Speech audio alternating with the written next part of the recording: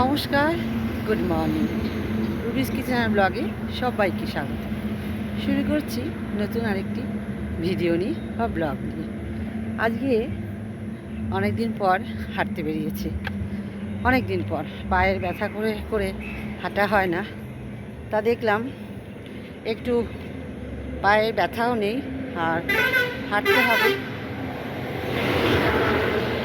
তো সেই জন্য হাঁটতে বেরিয়েছি আর তোমাদেরকেও শেয়ার করছি। বছর দেড়েক হয়ে গেল ঠিক মতন আমার হাঁটা হয় না।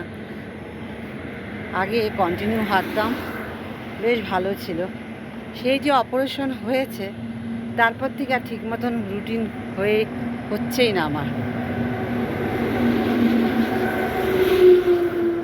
তো চলো ব্লগটা শুরু করি। সবাই ভালো থাকবে, আশা করি আমার ব্লগটা দেখবে। চলো দেখতে থাকো। নতুন হাইরোডটা হয়ে খুব সুবিধা হয়েছে, সত্যি হাইরোডটা হয়ে খুব সুবিধা হয়েছে। আর যাতায়াত তো বেশি ভালো হয়েছে। দোকানপাট হয়তো একটু ভেঙে গেছে শুনেছি, তাদেরকেও পয়সা দেওয়া হয়েছে বা জায়গা করে দিয়েছে, ঠিক আমি সঠিক জানি না, আমি সবই শোনা কথা বললাম। তো সুবিধা হয়েছে বলেই সেই জন্য তোমাদের সাথে কথাটা বললাম। আর আমি যাচ্ছি এখন কলেজের ওখান দিয়ে।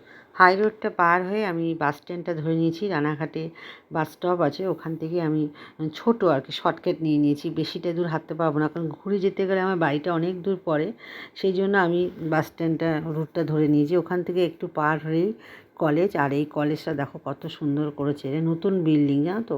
শুনেছি এই বিল্ডিং থেকে একজনা পড়ে মারা গেছে, যে আমি শুনেছি, দেখিনি কোনো দিন। তো আমি অনেক বিল্ডিংটা তৈরি হওয়ার পর অনেক দিন পর এসেছি। আমি যে বললাম 1.5 বছর প্রায় হাঁটি না, সেই তৈরি হওয়া দেখেছি আর তৈরি করা দেখলাম, মানে তৈরি করতে দেখেছি আর তৈরি হওয়াটা কমপ্লিট দেখলাম। তো যাই হোক, ভালো লাগলো। আর এদিকে চলে এসেছি, তোমাদের একটা জিনিস দেখাচ্ছি। এটা হচ্ছে আম, দেখতে পাচ্ছ, মানে গাছে পাকা ঝোলা আম। আমি এই মানে অনেক দিন, বহুদিন পর দেখলাম, এই প্রথম রানাঘাটে এসে, সেটাই তোমাদের সাথে শেয়ার করছি। আর তার সাথে পাকা আমও পেয়েছিলাম, কিন্তু আমি নিয়ে নিয়ে বাড়ি চলে এসেছিলাম। আর এই মন্দিরটা কত সুন্দর বানিয়েছে, পাড়ার মধ্যেই। এটা মনে হয় অন্নপূর্ণা মন্দির। আমি এখানটা একবার এসেছিলাম, প্রসাদও খেয়েছি। তো ভালো। তারপরে এসে নিয়ে সমস্ত কাজকর্ম সেরে স্নান করে পুজো দিয়ে নিয়ে সকালের টিফিনটা রেডি করে নিয়েছি। আজকে করেছিলাম ঘুগনি, তার সাথে ফুলকো লুচি আর মিষ্টি। এই থালাটা সাজিয়েছি ছেলের জন্য, আমার জন্য নয়। আমি লুচি হজম করতে পারি না, সেই জন্য আমি লুচি খাইনি। আমি পুরো এক বাটি ঘুগনি খেয়েছিলাম। তারপরে দেখো বৃষ্টি চলে এসেছে। কী বৃষ্টি, কী বৃষ্টি পড়ছে বাবা। আর এই বৃষ্টির মধ্যে চলে এসেছে আমাদের পাপিয়া। পাপিয়া আজকে খুব দেরি করে এসেছে, কিন্তু বাসন মনে হয় না মাজতে পারবে। বাসন বের করে দিয়েছো? বৃষ্টি না কমলে মাজবে কি করে?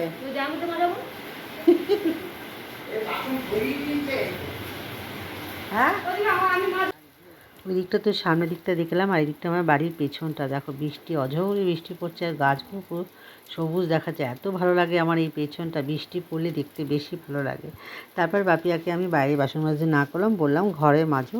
আর দুপুরের রান্নাটা আমি রেডি করে নিচ্ছি। দুপুরে আজকে করেছি হচ্ছে আলু পোস্ত। ছেলে বায়না করলো যে মা আমাকে আলু পোস্ত করে দাও, তো আলু পোস্ত ওর জন্য রান্না করেছি। আর আমি একটু আলাদা আমার জন্য একটু আলাদা একটু পাবদা মাছ করেছিলাম, গন্ধরাজ পাবদা করেছিলাম দুটো।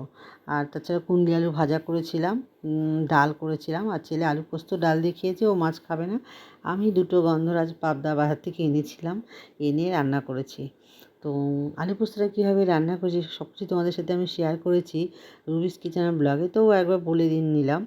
তো প্রথমে আলুগুলো কেটে নিয়ে ভালো করে ভেজে নিয়ে তারপরে জল দিয়েছিলাম 1.5 কাপের মতন। জল দিয়ে সেদ্ধ হয়ে গেলে আলুগুলো, তারপরে একটা পেস্ট বানিয়েছিলাম পোস্ত দিয়ে, কাঁচা লঙ্কা দিয়ে, সেটা দিয়ে দেবো। দিয়ে ভালো করে নাড়িচাড়ি নিয়ে 1.5 হাতের মতন দুধ দিয়ে নিয়ে আমি একটু নামানোর আগে একটু ঘি আর একটু মিষ্টি দিয়ে নামিয়ে নেবো। এইভাবে আলু পোস্তটা রান্না করে দেখবে, অবশ্যই খেতে ভালো লাগবে। আমি এর আগে আমার রুবিস কিচেন অ্যান্ড ব্লগেতেও বলেছি, পোস্তটা রান্না এইভাবে অবশ্যই করে দেবে। একটু দুধ দিয়ে, জল দিয়ে, হালকা জল দিয়ে সেদ্ধ করে নিয়ে দুধ দিয়ে নিয়ে নামাবে, খেতে দারুণ লাগবে। খেতে ক্রিম ক্রিম দেখতে খেতে লাগবে। তো যাই হোক, ভালো লাগলে কিন্তু আমার অবশ্যই রুবিস কিচেনের ব্লগে তোমরা কমেন্ট করে জানাবে যে কেমন রান্নাটা হয়েছে। বাড়িতে একবার অবশ্যই ট্রাই করবে। আমি তো বলছি খেতে দুর্দান্ত হয়েছিল। আর আমি পোস্ত রান্না করলে এভাবেই করি, তাই জন্য তোমাদের সাথে আমি শেয়ার করেছি। আর এই পোস্ত রান্নাটা আমার ছেলে আর মেয়ে দুজনা খেতে খুব, ছেলে তো আলু পোস্ত ডাল দিয়ে ভাত খেয়ে নিয়েছে, সাথে হচ্ছে বেগুন বড়া, আর আমি খেয়ে নিয়েছি কুন্দরি আলু ভাজাও খেয়েছে। আমি সবই নিয়েছি, শুধু মাছটা আমি নিয়েছি, ছেলে মাছ খায়নি। এই হচ্ছে আমার দুপুরের খাবার।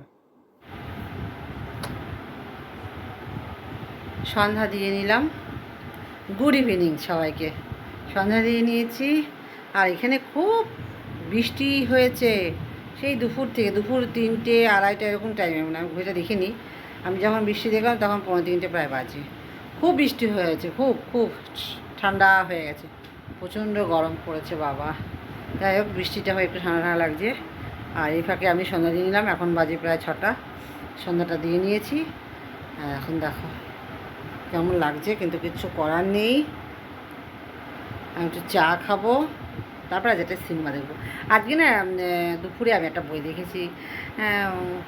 তোমরা তো জানোই আমি দুপুরে একটা সিনেমা দেখি, প্রত্যেক দিন না হলেও প্রায় দেখা হয়। তো আজকে দেখেছি দি নান 2। নান দেখেছিলাম, তো আজকে দেখলাম দি নান 2, নেটফ্লিক্সে দেখেছি। আর এখন দেখি আরেকটা বই দেখবো, ভালো লাগে। আর সবসময় ফোন ঘাঁটতে ভালো লাগে না, সেই জন্য। চলো, সন্ধে দিয়ে একবার রাতে ডিনারে আসবো, ঠিক আছে? সিনেমা দেখতে দেখতে কখন রাত হয়েছে টের পাইনি। তো ছেলেকে খাবারটা রেডি করে দিলাম, আর আমি এই খাবারটা খাইনি, সম্পূর্ণ ছেলের জন্য। আমি একটু অন্য খাবার খেয়েছিলাম। তো বন্ধুরা, ভালো লাগলে আমার এই ভিডিওটা অবশ্যই কিন্তু লাইক কমেন্ট শেয়ার করবে, আর নতুন যারা আছে সাবস্ক্রাইব করে দেবে। খুব শীঘ্রই দেখা হচ্ছে পরে একটি ব্লগে। টাটা।